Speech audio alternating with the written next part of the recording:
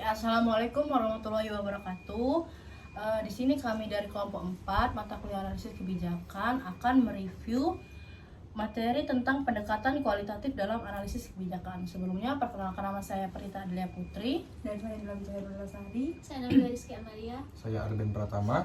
Oke, untuk materi pertama yang akan dijelaskan oleh saya sendiri, pengertian metode kualitatif menurut Maelong adalah sebuah penelitian ilmiah yang bertujuan untuk memahami suatu fenomena dalam konteks sosial secara alami dengan mengedepankan proses interaksi komunikasi yang mendalam antara peneliti dengan fenomena yang ingin dibahas. Selanjutnya yaitu ada tujuan penelitian kualitatif. Penelitian kualitatif bertujuan untuk menemukan informasi sedetail-detailnya.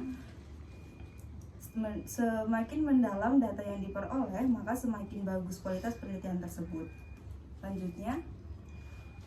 Selanjutnya adalah ciri-ciri penelitian kualitatif, yaitu yang pertama, penelitian adalah instrumen. Yang kedua, bersifat subjektif. Yang ketiga, berkembang dan fokus pada proses-proses pengumpulan data dalam penelitian kualitatif. Keempat, hasil data deskriptif.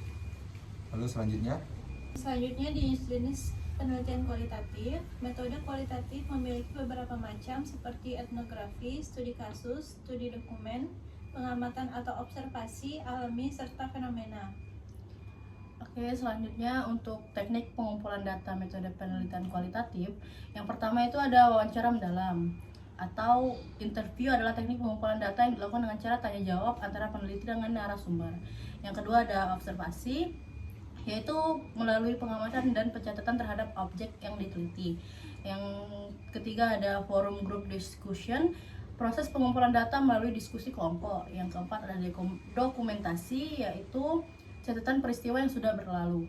Oke, selanjutnya yaitu ada teknik penarikan sampel penelitian kualitatif. Yaitu pertama ada snowball sampling ataupun bola salju. Yaitu teknik penarikan sampel ini digunakan untuk meneliti fenomena yang sifatnya sensitif. Untuk kedua itu ada purposive sampling ataupun sampel bertujuan. Sampel bertujuan adalah sampel yang dipilih berdasarkan pertimbangan khusus.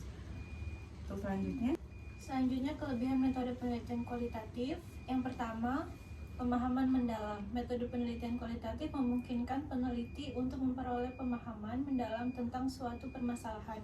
Yang kedua, fleksibilitas.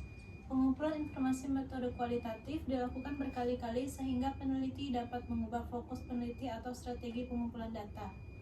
Yang ketiga, meningkatkan empati dan toleransi saat menggunakan metode kualitatif. Penelitian bertemu dengan narasumber dari latar belakang yang beragam. Yang selanjutnya kekurangan metode penelitian kualitatif. 1. Membutuhkan waktu yang lama. Metode penelitian kualitatif selesai lebih lambat daripada penelitian kuantitatif. Pengumpulan data yang terdiri dari wawancara mendalam, observasi, dan analisis dokumen memerlukan waktu yang cukup lama. Yang kedua, subjektif dan rentan bias. Dalam penelitian kualitatif, penelitian berperan sebagai instrumen dalam pengumpulan dan interpretasi data. Peneliti mungkin cenderung memilih responden yang mewakili sudut pandang tertentu sehingga hasil penelitian lebih bersifat subjektif. Yang ketiga, tidak representatif. Sampel atau narasumber dalam penelitian kualitatif sangat sedikit sehingga tidak bisa dianggap mewakili keseluruhan populasi. Oke, selanjutnya metode kualitatif dalam analisis kebijakan publik. Yang pertama, penulisan skenario. Selanjutnya, seorang analis perlu memikirkan beberapa hal dalam menentukan langkah menyusun skenario. Analisis kebijakan sebagai berikut. Yang pertama, merumuskan lingkungan politik yang relevan dengan masalah kebijakan yang ditanganinya. Yang kedua, menghimpun dan mengorganisasikan informasi politik yang diperlukan. Yang ketiga, membuat pertimbangan politik dan menyiapkan perkiraan kelayakan politiknya.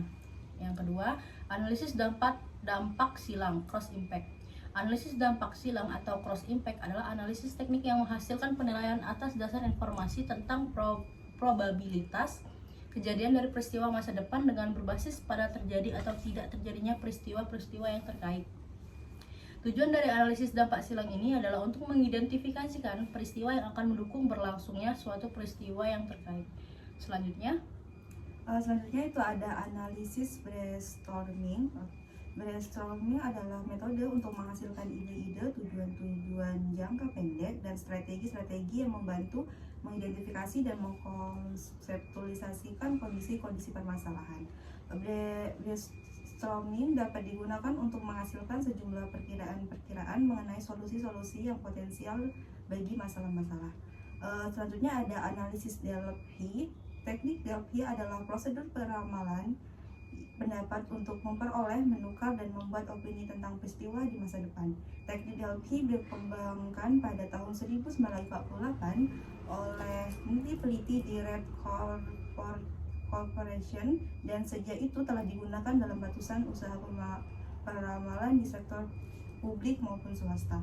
Selanjutnya, suatu Delphi kebijakan dapat digambarkan sebagai serangkaian tahap yang saling berkaitan. Langkah pertama, spesifikasi isu. Dalam hal ini, analisis harus menentukan isu apa yang harus dikembangkan, dikomentari oleh para advokat. Langkah kedua, menyelesaikan advokat untuk menyeleksi sekelompok advokat yang mewakili. Langkah ketiga, membuat kuesioner. Karena suatu Delphi kebijakan berlangsung dalam beberapa putaran, analisis harus memutuskan item-item mana yang akan diajukan dalam kuesioner untuk dipakai dalam putaran. Langkah keempat, analisis hasil putaran pertama ketika kuesioner dikembalikan kepada analisis setelah putaran pertama. Langkah kelima, pengembangan kuesioner selanjutnya. Kuesioner harus dibuat lagi untuk putaran yang kedua, ketiga, keempat, atau kelima. Langkah keenam, mengkoordinasi pertemuan kelompok. Langkah ketujuh, menyiapkan laporan akhir. Laporan akhir haruslah mencakup suatu ulasan tentang berbagai isu dan pilihan yang mengemukakan dan menjelaskan secara apa adanya semua posisi, konflik, dan argumen dan melandasinya.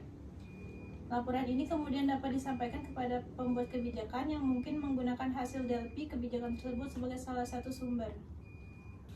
Oke, sekian review dari materi kelompok kami. Kami akhiri. Wassalamualaikum warahmatullahi wabarakatuh.